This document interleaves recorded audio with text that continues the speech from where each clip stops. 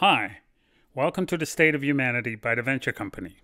In this presentation, I take a closer look at the higher order issues facing humanity and how we must change our man-made systems to improve human excellence and prolong human sustainability on Earth and extraterrestrial.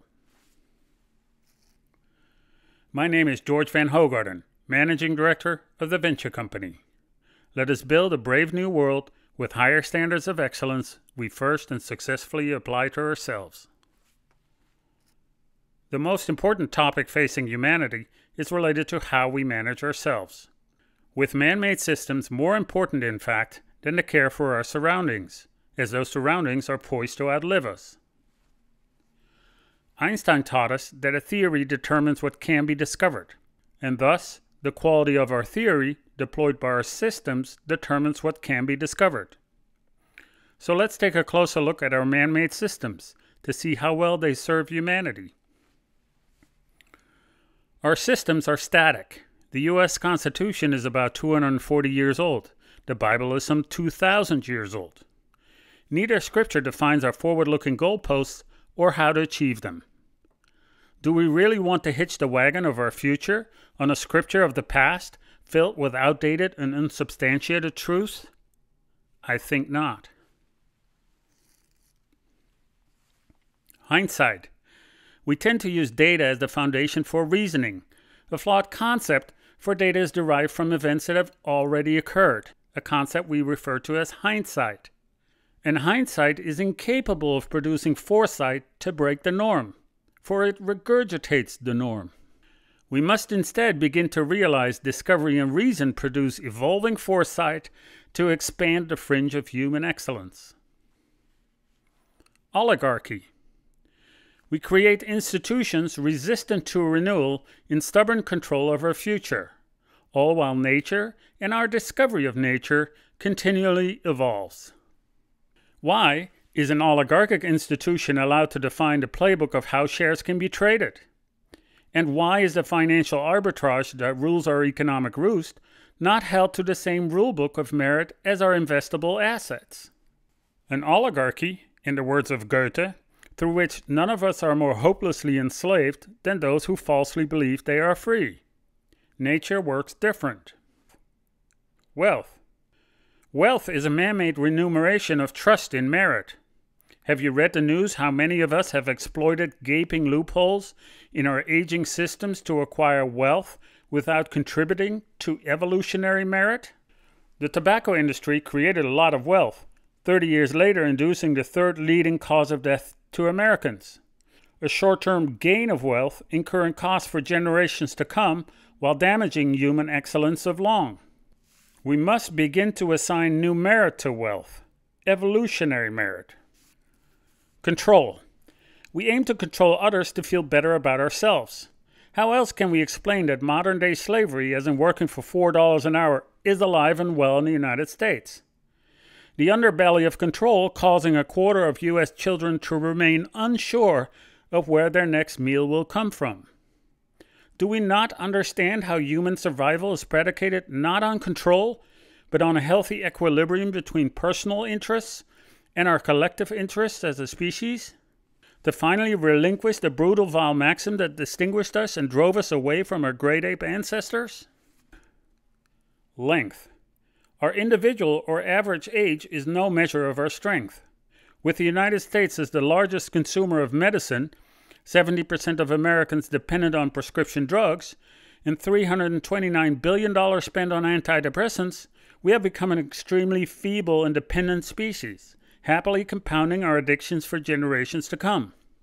Try and live without medicine to gauge your evolutionary merit. Survival of the fittest remains how evolution determines the excellence of the human species, despite our blissful ignorance. Mind you, U.S. average age, for the first time ever, declined in 2015. Equality.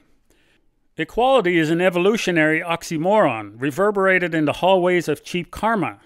But equality is evolutionary undesirable, for nature relies on the unique sequencing of our minute differences to evolve.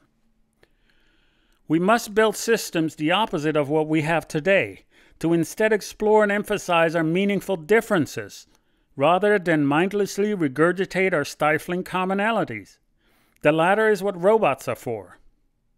Unity in diversity, in the words of Mikhail Gorbachev. Monism. We aim to conquer the world with a single set of commandments, infused in the systems of our democracy, our financial systems, our economics, and our education systems, all feverishly copied around the world. The problem is those systems lack rudimentary evolutionary principles and spread its cancer of embedded inaptitude widely across the world. We must embrace, not mute, the diversity, merit, and sovereignties that encircle the world, and instead employ the best plurality the world has to offer. Downstream. We tape band-aids over undesirable consequences from defunct systems in an endless downward spiral of subpriming, leading to an anthropogenic cascade of robotic uniformity. We damage our renewal because we are afraid to take ourselves on and set ourselves free. We must instead begin to redefine our systems from a higher and better normalization of truth upstream, to avoid undesirable consequences altogether and heal the systems that determine what can be discovered. Absolutism. Our truths are graved in stone, enforced by stale presumptions of absolutism, while the world and evolution evolves around a dynamic relativity, a truth very much dependent on our evolutionary development relative to a moment in time. From discovery, we recognize the world is not flat, and now our man-made systems must follow suit. They must be reinvented to adopt a multidimensional relativity that encircles our world. Welcome back, Christopher Columbus.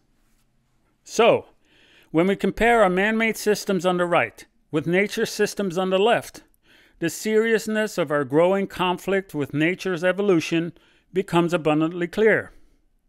We humans induced an incompatibility between the systems of nature and our man-made systems that threatens our survival, and we will always be subjugated to the unshakable principles of nature. The beauty of my discovery is that we can easily take ourselves on. We do not need to change all of us for all of us to change.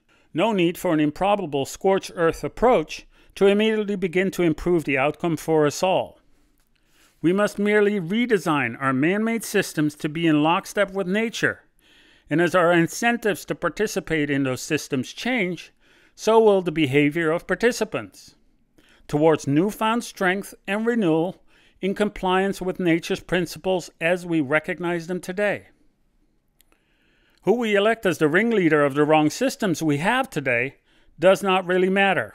What matters most is that we reinvent our systems, with a new breed of people becoming its deserving custodian.